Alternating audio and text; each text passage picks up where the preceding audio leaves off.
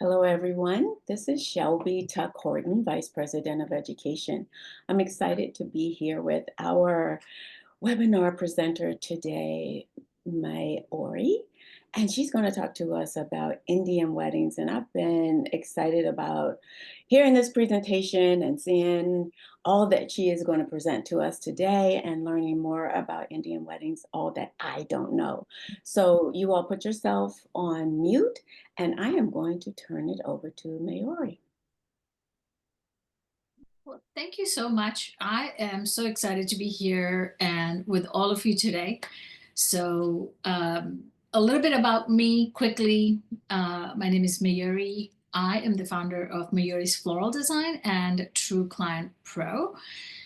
Um, if we dive a little bit further into me, I have three young adult kids. At a heart, I am an entrepreneur, and here in Hudson Valley, New York, I specialize in Indian weddings. So, good afternoon, guys. It's wonderful to be here with so many of you talented professionals in the wedding industry. I am passionate about Indian cultural weddings because it is such a rich culture with traditions, more creativity, and the opportunities. And growing up in India, flowers were always part of my life. I just can't separate the two. Something called puja, which is an offering to God. My parents, my grandma, aunt, they would always ask the little kids, like, hey, can you go pick the flowers? And you have to either climb trees or vines. And I did both and I enjoyed it. And it was a chore, right? Like it's not something you enjoy. But by the time I came down, there's just the smell of the flowers was just like so, I guess you can even say intoxicating that you can't help it but be part of the life. So in the end, through all the degrees that I have, I ended up being a florist. So that's a little bit about me. But we can definitely dive in as soon as you guys are ready. So just give me a cue and we'll go from there.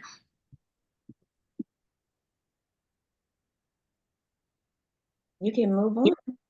Okay, thanks a lot, guys. Okay, so today we're going to be talking about mastering Indian weddings. A little bit to know that today, we're going to talk about various topics, but nothing really in depth because I simply just won't have enough time within the, 45 minutes and leaving the 15 minutes. So I just want to set the right expectations for all of you and kind of get in from there. Okay. So as I was mentioning that, I grew up in India, and when I actually came to United States, I wanted to major in botany because I was like, oh my God, I have the opportunity to actually study what I love. And I did join the botany class and quickly, my God, my, excitement was so deflated because I did not know Latin. And I was like, if I'm struggling to learn English, how in the world am I going to actually learn Latin? So I had to drop the class and study the boring accounting, just the numbers. So thus, I am a former accountant by the degree, you can say. And I pursued my career when I married my husband and we moved to Bronx. We were there about for 9 years, and he was working about 90 plus hours, I would say. So it was quite lonely. We didn't have money even at that time. And I know I'm quoting myself, and probably you can tell my age by then. We didn't have even $2 to cross the GW Bridge. So those of you who know now, the toll I think is like what, $17 or $18. That gives you an understanding of the time. So the best thing was I had the parking pass, go to New York Botanical Gardens, stroll. So I found my oasis in the concrete jungle of the Bronx. And I fell in love with flowers all over again. And I saw the crash course they were offering. I quit my job in New York City and I started, working with flowers, took the intensive class. And then I owned a retail shop. And after that, I had vowed that I will never do retail again because I don't like the holidays, to be honest. It's just brutal hours. So those of you who do retail, kudos to you, more power to you. It's just not my cup of tea. So in 2018, through kids growing up and being, I have a little OCD in me and ADHD. You can say a lot of entrepreneurs, creatives have it. I was so bored because the kids are older, they don't need me as much. So I started the Mayuri's floral design business from my basement, thinking, okay, I can manage both, which was amazing. So the rest was basically kind of history in terms of my career in floral business. Okay, so then let's dive into today's topic. So today we're going to talk about all different types of weddings, cultural nuances, main activities, and how to break into the market a little bit. And, we'll give you a downloadable cheat sheet later. So how many of you have actually worked with Indian weddings with clients? So put it in the chat, I have, or, so we can kind of gauge. And how many of you actually have been at Indian wedding as a guest? So those of you who have done Indian weddings, do you guys feel proficient enough or knowledgeable enough to actually say, yes, I can, absolutely go out and knock these weddings out of the park, right? Because they're they vary so much. There's a huge range. So today I'm going to cover three main things.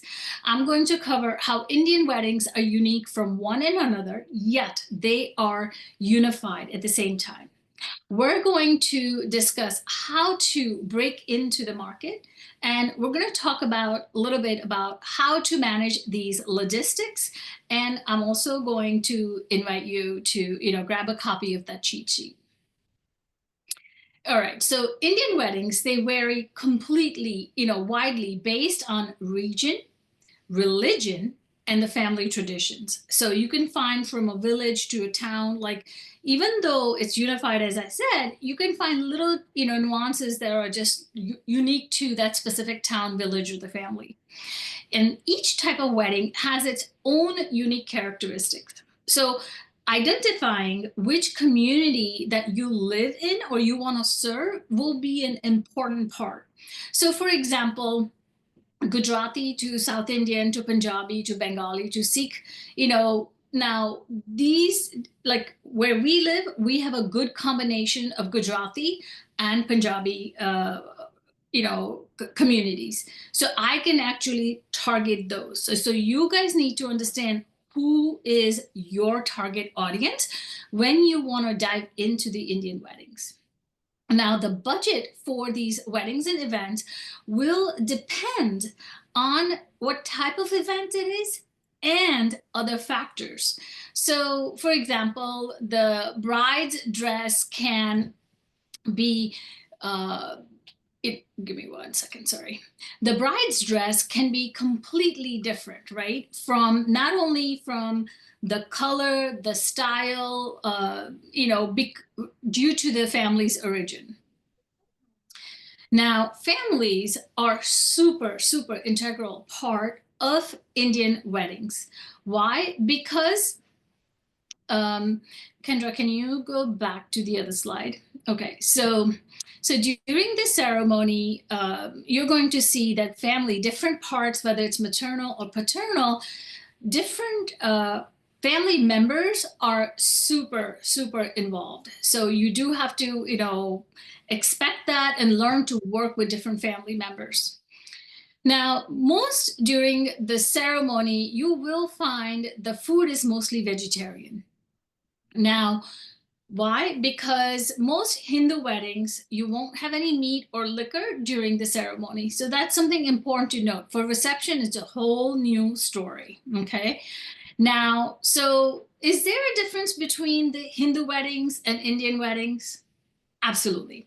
Hindu wedding is a religious ceremony, while Indian weddings are based on Indian culture. So Hindu wedding involves specific rituals, such as walking around the fire or exchanging the garlands, the fresh garlands, whether they're made out of jasmine, tube roses, you name it, right? And getting family's blessing. So in other words, Hindu wedding is one kind of Indian wedding, but not all weddings are Hindu weddings. I hope you guys got that. So, let's take a look at Kendra, go back to the slides of all the bridal saris if you can. So here are some examples, few more slides. Keep going back. A little bit more back. Oh, okay. Perfect. You're on perfect slide. Thank you so much. So here's some examples of the Gujarati bride and groom. And the reason why I wanted to highlight that is because one Also, we are ordering the wedding invitations and we will. Okay, so if you take a note that the sari, which is the fabric, it's usually about 5 meters long, it is draped on the right shoulder. So Gujarati bride will always, during the ceremony, will have it draped on the right side. So it is super, like with a visual cue, you can tell what kind it is. So the Punjabi bride, she will have the beautiful long skirt, which is called the lehenga, and the top, which is the blouse, and the dupatta. So let's head to the next slide so they can see beautiful. Kendra, are you able to? Perfect. I know she has a little storm going on, so she might be a little delayed. If that's the case, then I can help out. Okay, so here you can see how her skirt is, whether it's pink or red, but you see it's skirt and a blouse. So it's not a one piece of fabric. And that is a small difference versus the South Indian brides will have.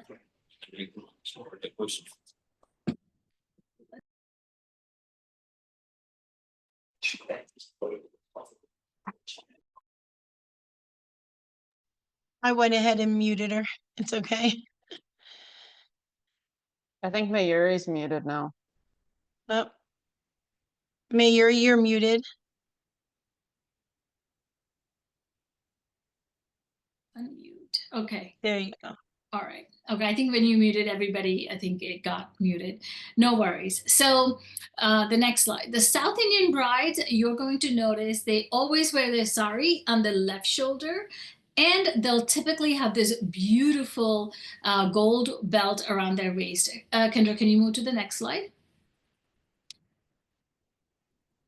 Yeah. So here you guys can see how beautifully they have sari draped on their left shoulder, and they have the gold belt, and there's gorgeous fresh jasmine flowers. And that's one way of saying, right away from the photo, you can identify that that was a South Indian wedding. Now, just because it's a South Indian wedding doesn't always necessarily have to be a Hindu wedding. And we'll dive into that. So let's go ahead. So Indian Christian weddings also are a little bit unique, and they're from south of India. So you'll notice, you think, oh, I got this, it's Indian Christian wedding. Nope, because what you're going to see is the bride is going to be wearing a white gown while her bridesmaids are going to wear traditional clothes. But because they are from the south of India, you're going to see it mostly on the left side. And then what happens is at the church, the mother-in-law will gift her with a sari. And that sari she will change into later during reception, as you can see in the photos. Like if you notice from the top photo to the left, she changed into a beautiful red sari, and the same on the bottom. All right, so then let's go ahead and talk about the groom. So the groom, his outfit is called sherwani. Now you can have a groom with a pagdi, which is a headpiece, or you could have it with turban. And note that Punjabi groom will have a sword, and it is part of their tradition. Yes, it is a real sword, and sometimes some states I think require permission, but most of the time it's not a big deal. And take a note of the headpiece, because the headpiece, and let me show you a close-up of that. So the headpiece is, it has jewels. Sometimes the family heirloom jewels are on the pagdi. So when the groom takes that off, if you are doing the planning service, you want to make sure you really protect that or put it in a safe place till you hand it off to the family members, because it is a family heirloom and they are real pieces. So there's like different attires. And if you noted, back in the photo, you don't have to go back there, but they all had shoes, the little, curve up. They're called mojdi or shoes. Depending on where you're from, you're going to use the different names for it. Now let's focus a little bit here on the coconut. So if you notice, there's 3 coconuts and there's different variations, but I'm only highlighting 3. Note how they're all decorated differently. Why?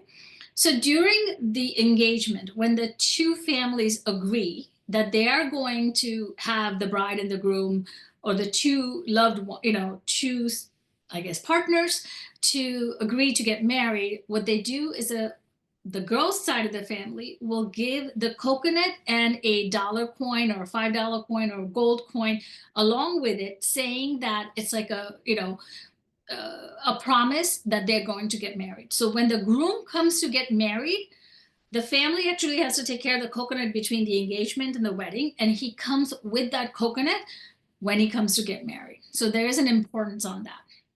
All right, so let's dive into the other types of weddings. So the Muslim wedding, are called nikah, instead of, the Hindu ceremony.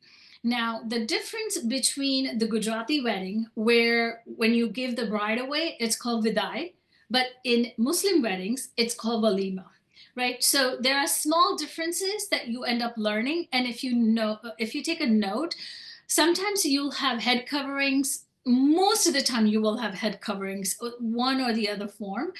But fun fact, in the traditional ways, Muslim wedding, they were supposed to have a little bit of blue in their lenga, and it's not practiced widely anymore, but that was something that's a fun fact to just know. So besides Hindu weddings, Christian weddings, South Indian weddings, Muslim weddings, there are other types of weddings in India. There's Nepali weddings, there's Bengali weddings, there is, all different types of weddings. Now, Bengali weddings, just don't assume because it's Bengali wedding, it is because it's from the south of India, it is Hindu wedding. Because you can have half Bengali weddings Hindu or Muslim, just because of the populations and where they reside. So let's go ahead and have a look into the multi-day festivities. For our purpose today, I'm only going to be talking about the Hindu weddings, and we're not going to be able to talk about all the other weddings. So going forward, we're only focusing on the details of the Hindu weddings. So we're going to look at the multiple events. So Ganesh is one of the first event that occurs when you kick off the festivities. So Ganesh is an Indian god who's invited to the Hindu weddings to remove any obstacles. So it's like the evil eye, I believe, the blue evil eye. I'm sure everybody knows about it. Everyone has it. So he's kind of like that. He removes the obstacles, right?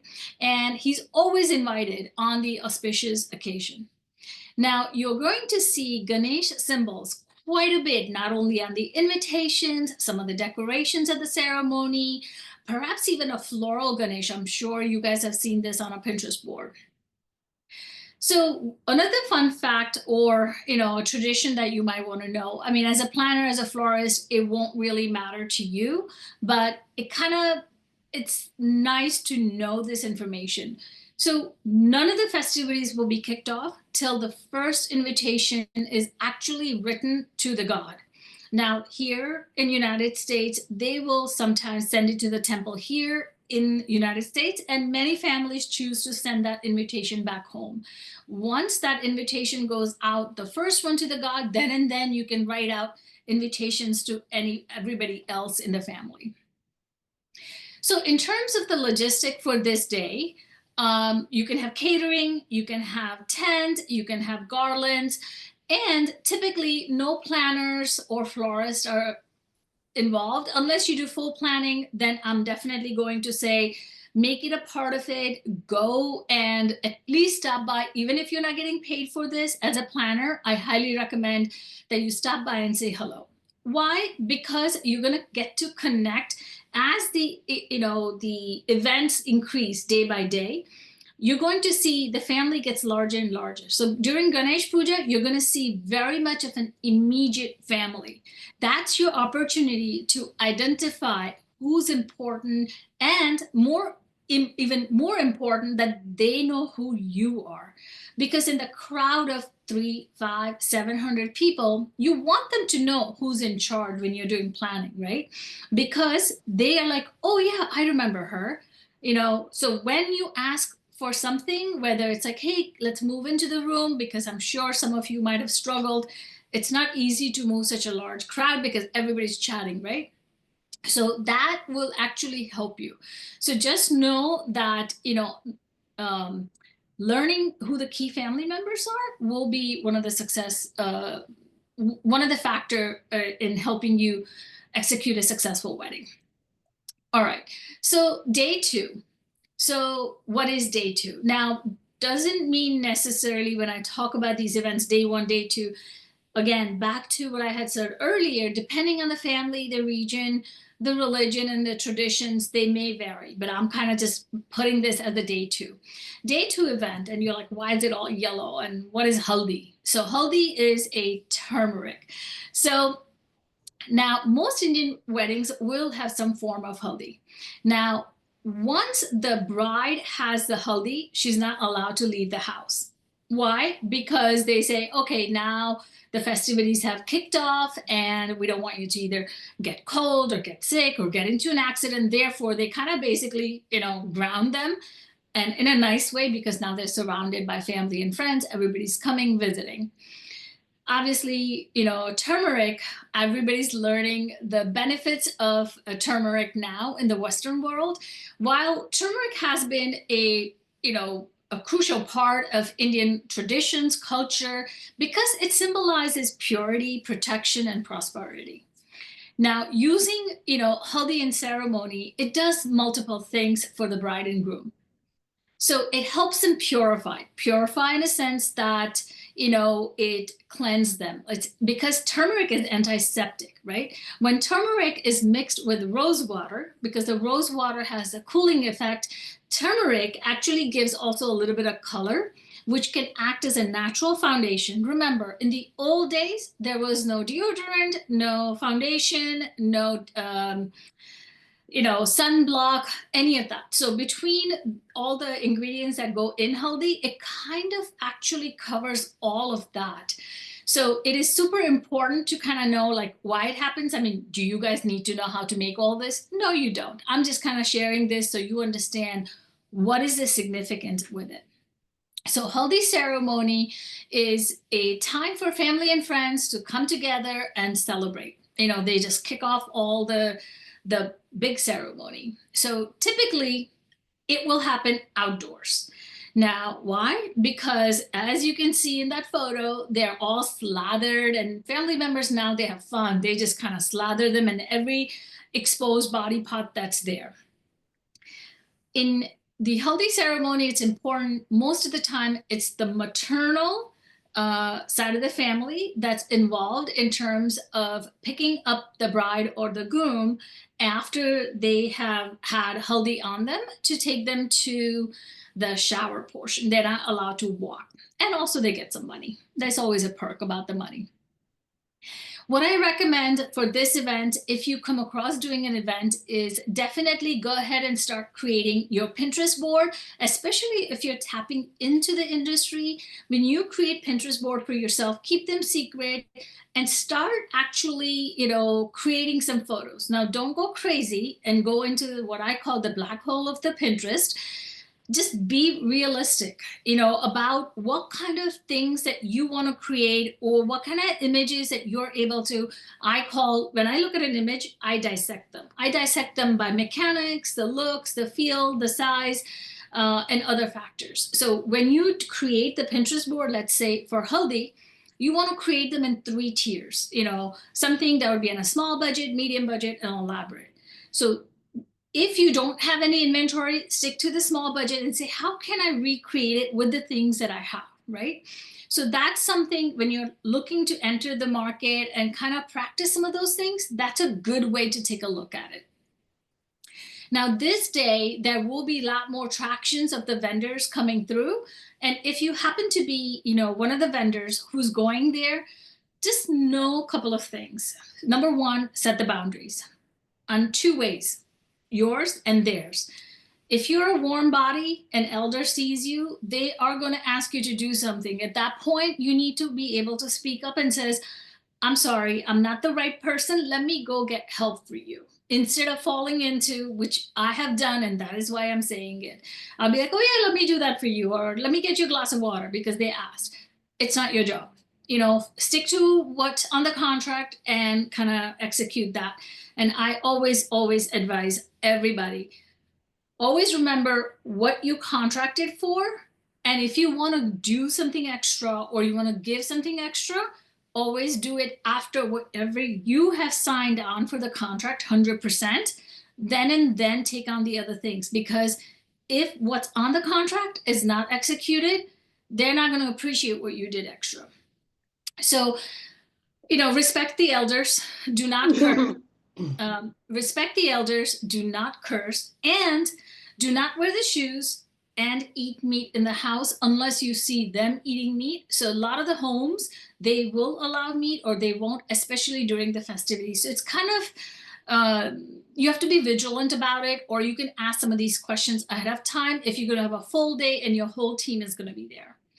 So on this day, the bride will also have beautiful floral jewelry. Now, depending, let me show you how they look. So depending on the region and the religion, you know, you'll see that the bride either will have full-blown floral jewelry, because when the mother-in-law comes and brings her the real jewelry, that's what she's going to wear. Till then, she'll wear this floral jewelry.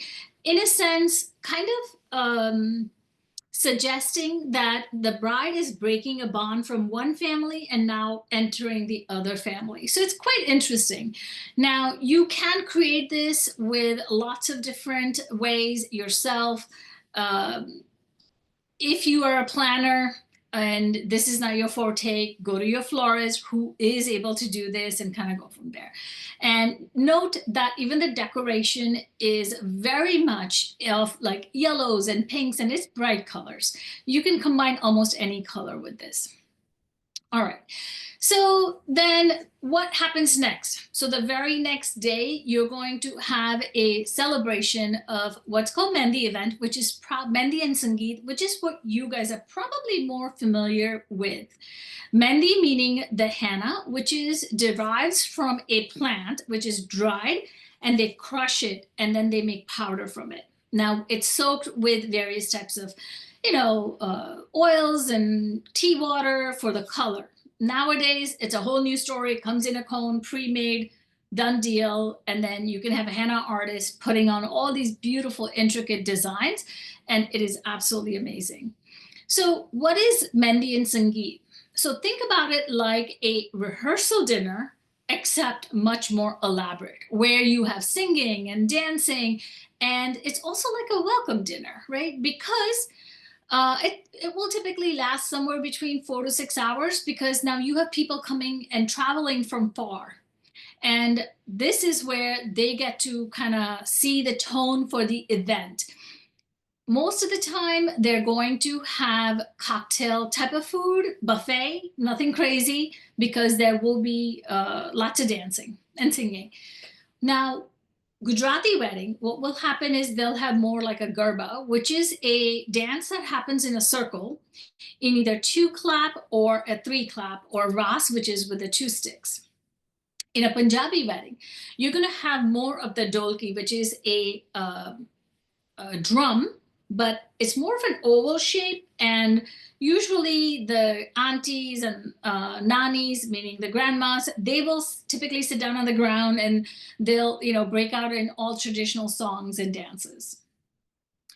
So the fun fact about this day is, if you're ever invited, and even as a vendor, they're like, oh, put on some henna, it'll be festive.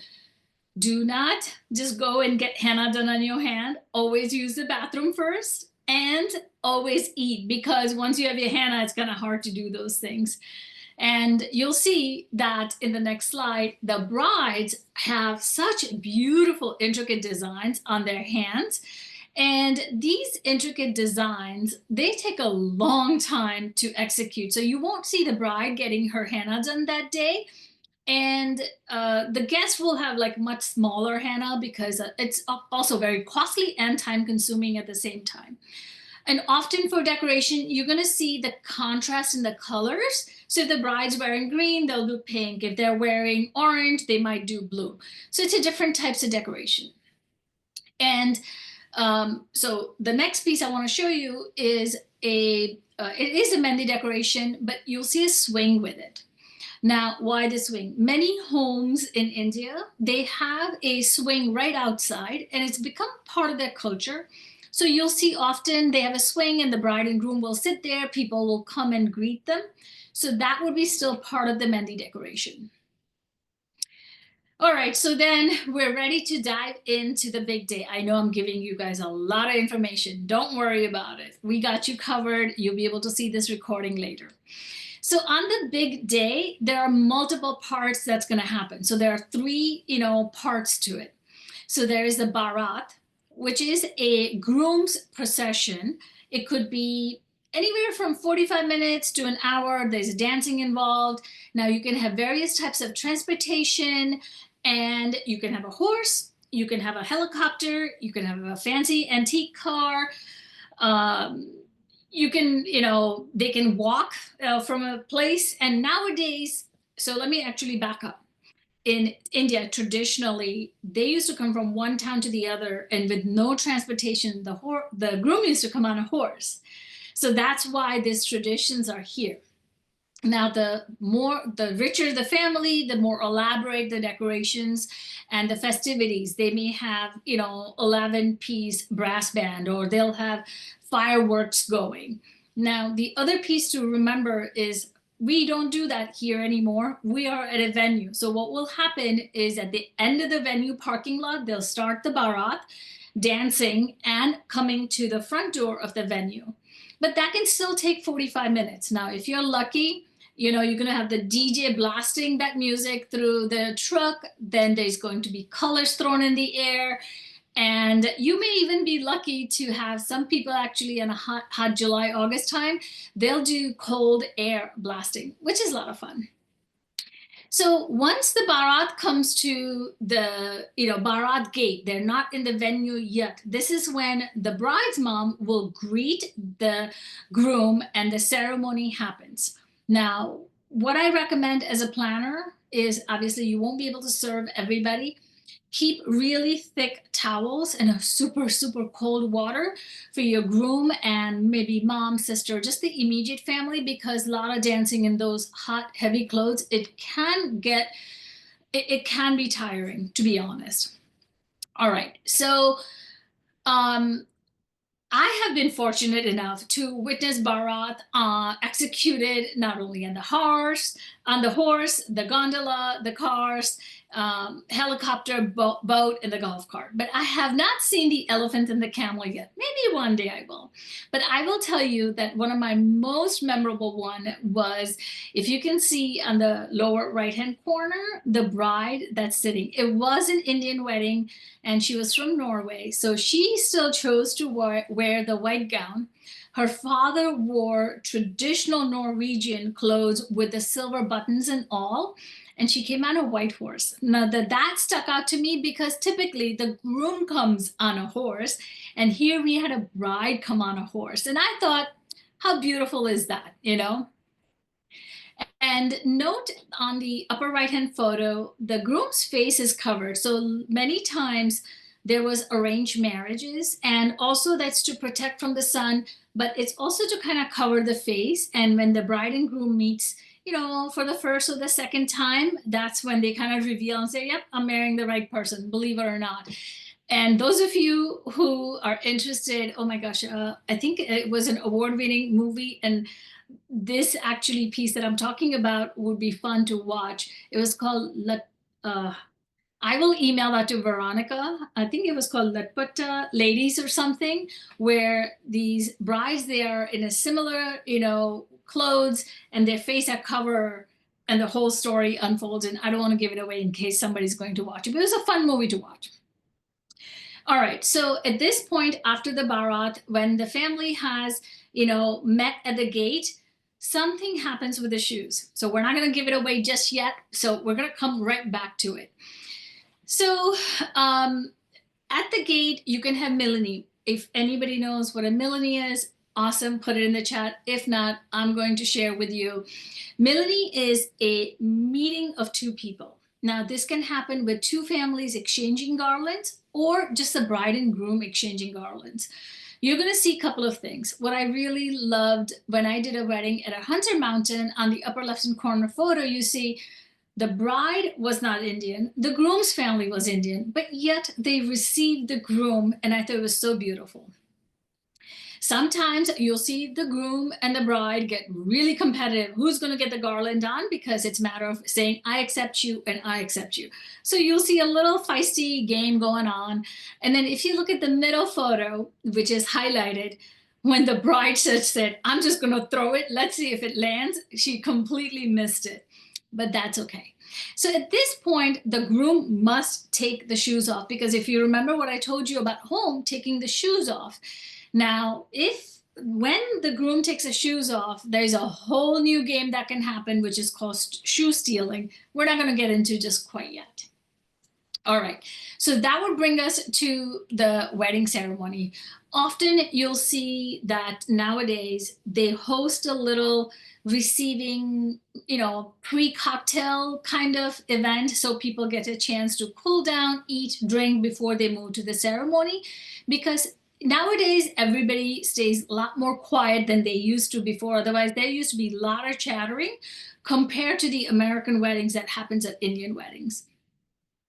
So in the Hindu weddings, what will you have? You're going to have groom's parents involved. You're going to have kanyadan happening, meaning the giving away of the bride. You're going to have antarpar, which is a white fabric that is put up between the bride and groom till they come together, and there are some shlokas, meaning the chanting done, and then they drop and the bride and groom sees each other for the first time. There is Mangal Sutra, meaning, here in America, we have the ring, but there is a special necklace that is put on the bride by the groom. And there's a sindoor, which is typically the red powder, if you guys have seen that. And something called Akhand Sabhagyavati. Now, that word might be said differently in different languages, because there are 26, I believe, different dialects in India in itself. What I'm saying is from the Gujarat. As I mentioned, I was focusing on Hindu weddings and some of the Gujarati weddings. So that means it's a blessing to the married woman. And then taking the blessing itself from the elders. Now, in the old days, and I did this myself, we had 400 guests at our wedding, and I had to literally take almost 300 people's blessing. So every time you take blessing, you're touching their feet and you're bending down, and it can be literally back breaking work. So nowadays it's for the time saving. And so the priest will say, hey, just, go like this and take the blessings. And it's like you get blessings from everybody, and it's done. And the whole event can move smoothly. So the next thing I want to talk about is what's called the Ganti Bandhan. So when the bride and groom is sitting and going around the fire, you'll note that they get tied together with a fabric. Well, it's literally called the tying the knot, if you can think about it like that. Now, I mentioned that the family is a super, super important part. So the bride's side of the family, the cousin or the sister, will come and tie the fabric. When the bride is married and they go to the groom's house, the groom's cousin or the sister will open up. Now, each time they do that, they get money. So there's a lot of gifts and money exchanging that's going to be happening. So here, so let me show you what the Mangal Sutra looks like. It is a black bead with the gold, and you'll see the powder being put on the brides. It's usually right in the center, and it's, signifying that now they're married. All right, so let's jump into the world of mandaps. So what is mandap? Mandap is a structure that's made with 4 posts, very much like a huppah, but huppah is much smaller. compared to the mandap because there's a lot more people under the mandap, and there's furniture that's involved, and there's sitting down involved with the fire pit and other details that goes into it. So let's go ahead and look at some of the examples of different types of mandap. So before we do that, just know that different types of mandap design size is going to be dependent on the tradition, whether it's both, person is Indian or it's a fusion wedding, and where the wedding is taking place. So in a ballroom, can you have a rustic wedding? Yes, you can. But on a vineyard, could you have a ballroom type of prop? Not really. You really have to look at the environment and, do a design accordingly. So here's one of my favorite mandap. It was so simple. I absolutely loved it. It was clean. It was simple. And here in the photo, you can't see the garland. I've never made a garland like that ever before, made out of eucalyptus before for the bride and groom to wear. I've made plenty garlands for the tables and other decoration, but never for the garland. And it was such a pleasure to do. And you can see how clean it looks and how well it matches the bride. So this was a non-Indian bride with a Gujarati groom. And you can see the attire, how it looks in terms of the necklace and the sari and the whole 9 yards. Now, this next mandap is one of my favorite. This was, two tech tycoons getting married. It was in Connecticut at one of the museums. I even forgot the name of the museum. But, here you had an extremely wealthy family, but yet they, because of the traditions, they're sitting on the ground, if you notice. So everybody sits on the ground. Why? Because it is, their belief is you do not sit above God. So if the God is sitting and they're doing the puja, the ceremony, you don't sit above God in the chair. Therefore, you see everybody sitting down. And if you notice, there's multiple garlands there, and there's fresh jasmine strands in the back, and the whole place smelled so, so wonderful. If you're able to see the detail of the groom's top, he actually doesn't have the shirt on. There's a white fabric that's kind of covering him. And these are just traditional things that you will see in the South Indian weddings. So let's jump into one of my, I can tell story about this wedding. This take place, I've done a couple of weddings, more than a couple of weddings at Hunter Mountain, which is a ski resort from about, I think, 3 hours from here. Now here, I had the groom completely dressed in, Indian clothing attire. You can see the sherwani, the pagdi, and the bride was Jewish. She did not want to wear Indian clothes, which is totally fine. So she says, I'll wear the garland and I'll wear the red sash. So she did that. Now, when they got married, if you note that the groom, he lost the pagdi and he put on the yarmulke, two, cultures coming together, I think it's beautiful, right? I mean, I think the presentation itself was beautiful. They did it really well.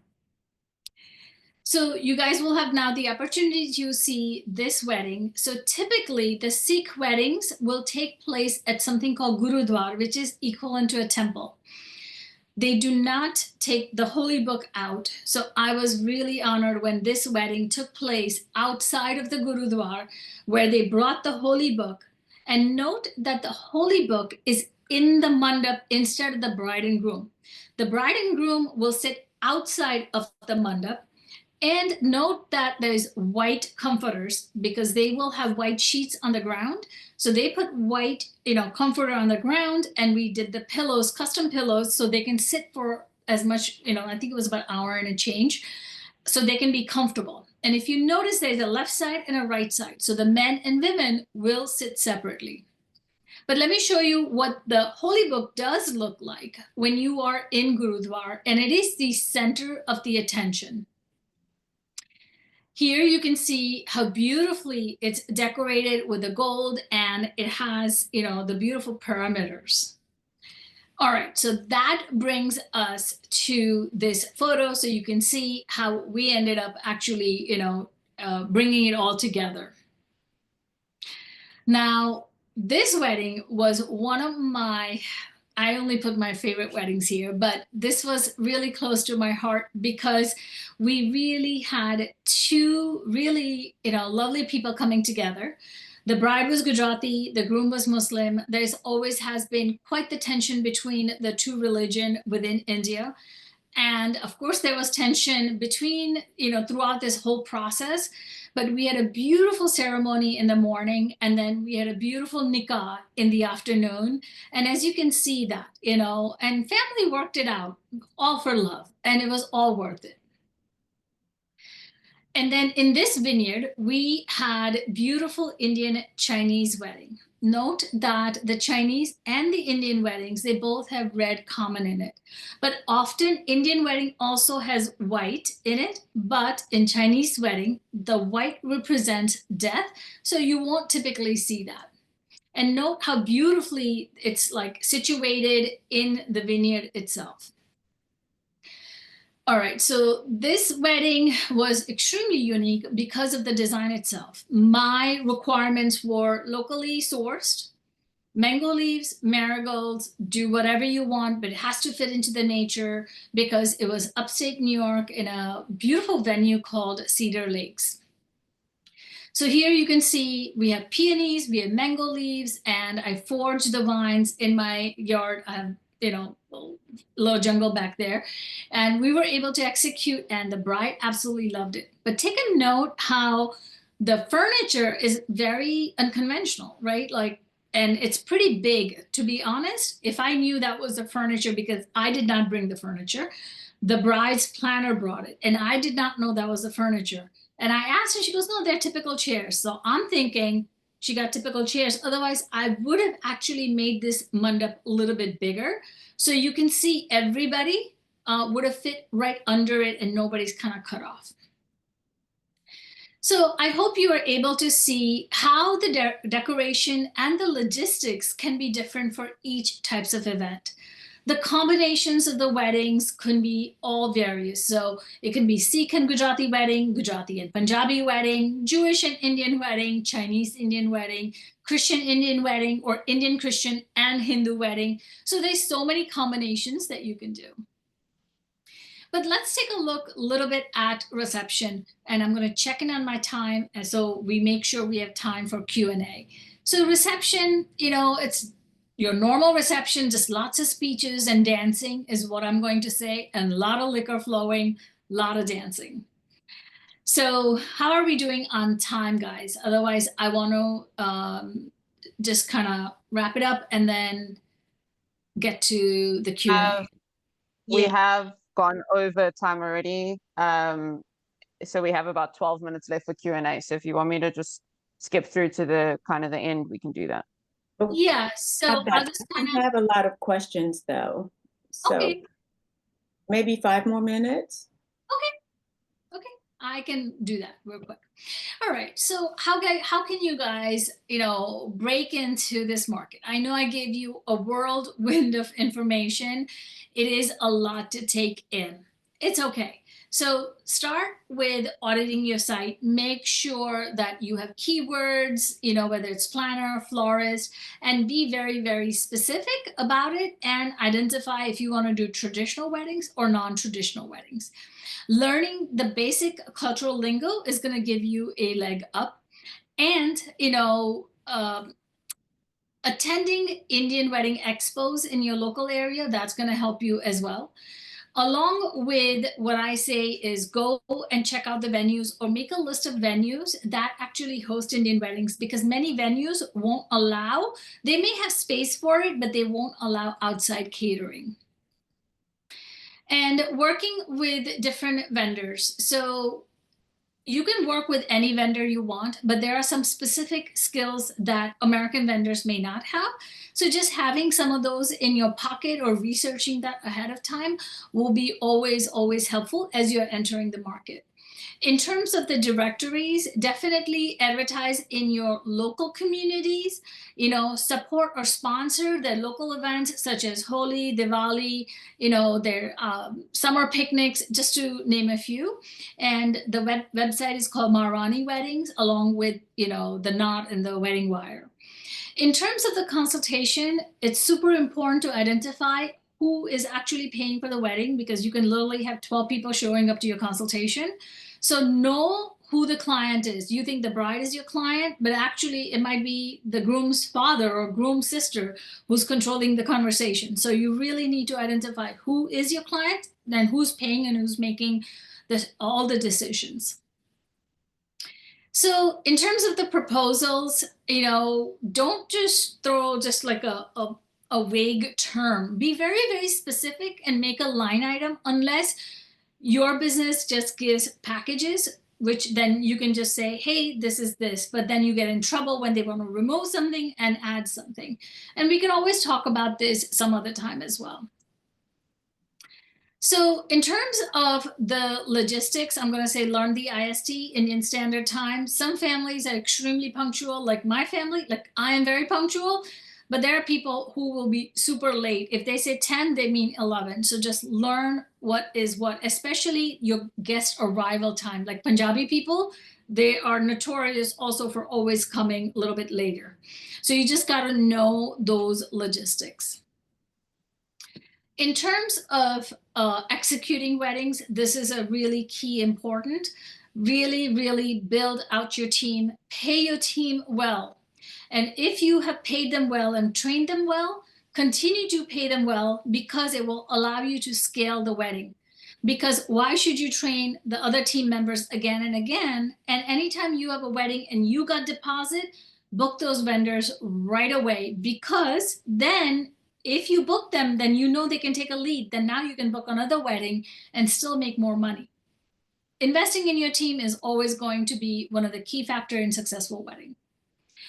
So this photo of the mandap design, yes, I did design it. But at the same time, along with that design, I designed 7 other weddings, and I did not show up to any one of them. My team executed, loaded, unloaded, processed flowers, loaded the trucks, everything. And one of the reasons why I highlight this mandap is because of that specific day. I have a personal story behind it, but I'm not going to get into it. Because of that day, I was able to understand that my team is able to execute without me, and therefore I ended up launching a software out of my pure needs. So let's talk about, the takeaways. Weddings are super rewarding in this market if you understand the lingo, the preparation, the cultural nuances, and you build trust. Understanding the design and the logistic is going to set you apart. And success in Indian wedding, it isn't about the perfection. It's more about learning, adapting, and connecting deeply with your clients. Okay, so what are your next steps? Okay, so I suggest you educate yourself further about this and, learn the lingo, shadow another planner or a florist friend, or if you have a family member, they're like, oh my God, their best friend at work is X, Y, and Z, and they're having wedding. Say, hey, can I come and volunteer? Can I come and shadow? I won't be having meals. It doesn't ever hurt to ask, because Indian families traditionally all over, whether it's India or Pakistan, they love, receiving people and giving and sharing. So they will be always willing to share with you. So I hope this was super helpful to you guys. And I am offering an online introductory Indian wedding course and an in-person 3-day workshop where you're going to actually learn to design and execute wedding. And we can talk about that other time. We can send out an email to you guys. But let me go ahead and take some questions just for the time's sake, and we can kind of go from there. Mayuri, there was only one question, and that was the typical cost of a mandap. Well, there is no such thing as a typical cost of mandap. And the reason being is, if you saw the various mandaps I showed, right? You can have fabric, you can have flowers, and you didn't see any of my props. If there are props involved and they are just elaborate with flowers, it can get a little crazy. So what I'm going to say, answer to that question, minimum you should start mandap if you have the carpet, the chairs, the basic florals, and some fabric. I would say I wouldn't start less than $5,000 plus labor and tax on that. And then it can go as high as $30,000, $40,000. Now, if you have that kind of portfolio, then you can demand that price. But it's about building your portfolio, understanding that design, doing that style shoot, having those photos. I hope I'm able to answer that question. I can elaborate if more is needed. Thank you for that. I don't see any other questions. I do have a quick question. I've been doing South Asian weddings for over 12 years, and actually 99% of my clients, they are Indians. However, I still think that I have so much to learn with the vocabulary and especially the different regions, because I know Gujarati, I know Sikh, I know Hindu, and I do a lot of fusion, like Indian and Mexican, Indian and Jewish. However, I still feel, even after 14 years, that I don't know North and South and all these things. So is it correct to say that most North Indian are Gujarati, which is called then, instead of Milni, is the Pogwanu, and the South Indian were the Sari, and then is the Milni? Is that correct or not? No, I mean, depends on how you define North India, right? Like Gujarat is northwest, right? Okay. From Bombay, and then north you have Punjabi wedding, but also because of north, the Ladakh region, you're gonna have Muslim weddings because it's close. And then if you go on the upper right hand corner of the India's map, there's Nepal and Tibet, and Tibetan has moved into India for many hundreds of years as refugee, and those traditions have kind of married, believe it or not, between Tibet and Indian weddings. So you can't really assume that, no. So that's why I was talking about understanding those little logistics, asking those questions. And I do dive quite a bit into the course. So if you want to learn more, I would be more than happy to have you and teach you more about it. You're right. There is a lot. And that's why I say it's religion, and the family traditions. That's why I really put that in there. Okay, thank you. Yeah, you're welcome. Could you put the last page up with your contact information, please? Sure. And I have another question. I've already done some mandaps, like just according to what the client wanted. I'm in Pittsburgh, PA. But I do have the carpets, I have the chairs, florals, drapings, and I do all that. I am known as the Huppa Queen around here. Yeah, so I know it's pretty much basically the same thing, but I would want to push the bar and push the limits. And how do they so what happens on my website, I have Event Rentals of Pittsburgh. Sometimes people will buy a mandap that is in the Huppa category just so that they can get it for less expensive. So how would I go about, do I put packages together with the carpet, the chairs, the florals, and the drapings? Or do I just let them add all this stuff together and get to where they get? Yeah, so I think you need to educate your clients about the difference between the Huppa and the mandap. And as I mentioned, that Huppa is much smaller than mandap. So the size does make a difference. So thus the price makes a difference. And saying that, yes, Huppas are cheaper, but mandaps are bigger and has other components. And those components, because you've done this, and I don't know who the other lady was who said she's been doing it for 14 years, you do know that there is a damage because, when they do puja, there's water, there is turmeric, there is kanku, which is the red powder, right? There's a rice, there's a fire.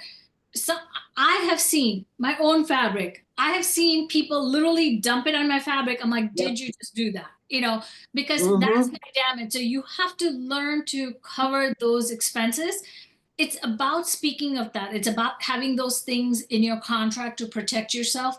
But in terms of pricing and packaging, you can definitely say, hey, and if you already have that, maybe what you want to do is just say, if you combine the Huppa plus the carpet plus the furniture, here's the pricing. So maybe instead of just giving the Huppa price, then say, if you're going to do a mandap of Huppa, then you need to add on these two prices with it.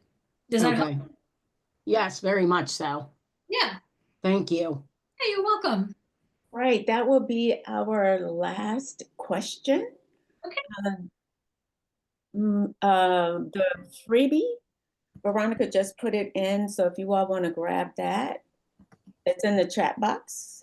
Yep, If we were taking attendance and there's someone with an iPhone and I don't know who that is. So if you could put your name into the chat box, we would appreciate it.